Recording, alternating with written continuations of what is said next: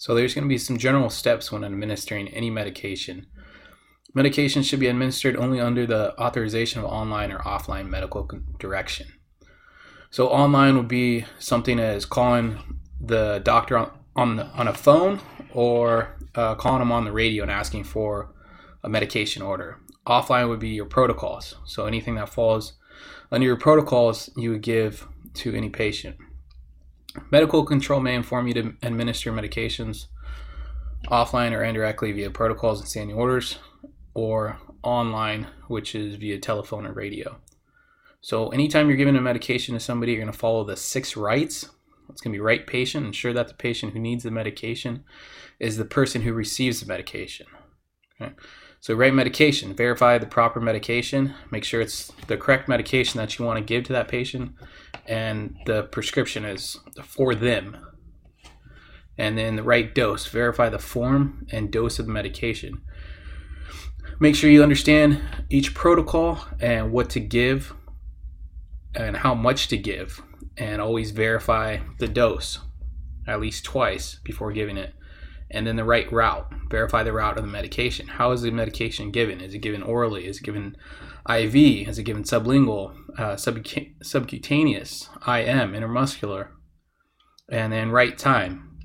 You want to check the expiration date and condition of the medication. Is the medication expired? If the medication is expired, we're not going to give that to the patient. And then right documentation. Document your actions and the patient's response to the medication given.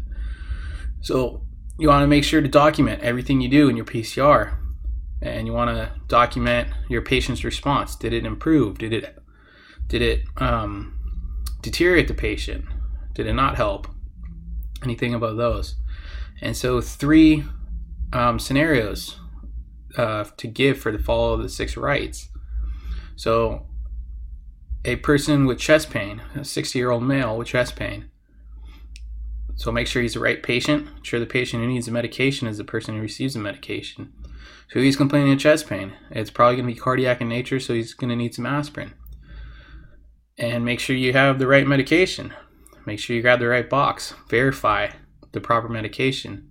Know how it's packaged. Right dose. Verify the form and dose of the medication. So usually aspirin comes in 81 milligram tablets. And depending on your protocols, you might give either 1 or 4 of those tablets to the patient. And then right route. Most aspirin is given orally, and you're going to make sure that they chew it and swallow it in the right time. Make sure the aspirin has not expired, and then document your actions and patient's response to the aspirin regarding the chest pain. Did it help? Did it hurt? Okay, and then so we go back to that 60-year-old male patient with chest pain. You could also give nitroglycerin.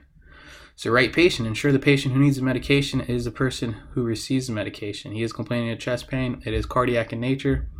So we're going to go ahead and give him some nitroglycerin. Read the label.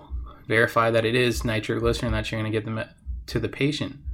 Right dose. Verify the form and dose of the medication. So nitro normally comes in small tablets or small sprays, and it's going to be 0.4 milligrams.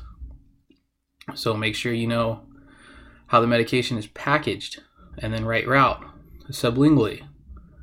Right time, make sure that the nitroglycerin hasn't expired, and document your actions and patient's response to nitroglycerin.